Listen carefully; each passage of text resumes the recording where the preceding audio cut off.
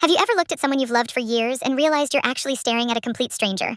I used to think my biggest problem was deciding which college to attend, but 3 months ago, my entire reality collapsed because of a single, forgotten baby monitor and a secret my mother had been keeping since before I was born. My name is Alina, and I grew up in a house filled with hushed love, you know, the type where everyone speaks in whispers and the air always feels a little too heavy. My dad passed away when I was 5, or at least that's what the framed photo on the mantelpiece told me every single day. My mom, Sarah, never remarried. She dedicated her life to me, or so I thought, until the night the static started coming through the walls. Started on a Tuesday around 2:00 a.m. I was pulling an all-nighter for my finals when I heard it, a low, rhythmic thumping coming from the attic right above my bedroom. Now, our attic was supposed to be a graveyard for Christmas decorations and old textbooks, but this sounded like footsteps, slow, deliberate, heavy footsteps. When I asked Mom about it the next morning, she didn't even look up from her coffee. She just said the house was settling and that I was overstudying. But her hand was shaking so hard that she spilled a trail of cream across the counter. That was the first red flag. The second came when I found the nursery. We don't have a baby in the house. I'm an only child. Yet while Mom was at her late-night bridge club, I followed the sound of a faint, distorted lullaby coming from the back of the hallway. I found a door I'd always assumed was a linen closet, but it was locked with a heavy-duty deadbolt that looked brand new. I'm not proud of it, but I used a spare key I found in Mom's junk drawer. Inside wasn't a closet. It was a perfectly preserved nursery from the 90s. The wallpaper was peeling, the crib was empty, but there was a baby monitor sitting on the changing table, glowing blue.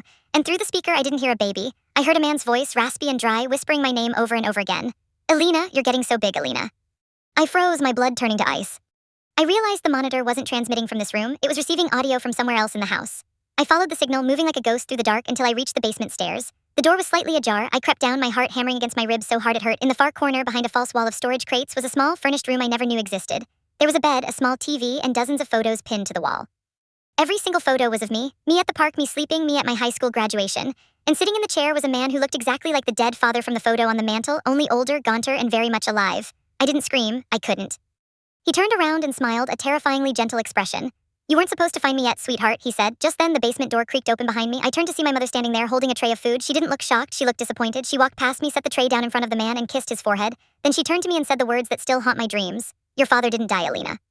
He committed a crime to keep us rich, and the only way to keep him safe from the police was to bury him alive in this house. For 18 years, we've been a family. You just didn't know he was watching. The betrayal hit me like a physical blow.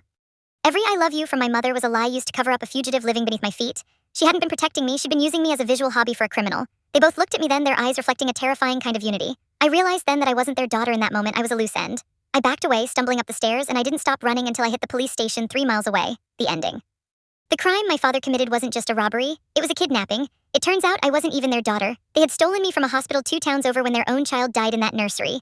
My dead father was actually my kidnapper, and my loving mother was his accomplice. Today, they're both behind bars, and I'm finally meeting my real parents for the first time.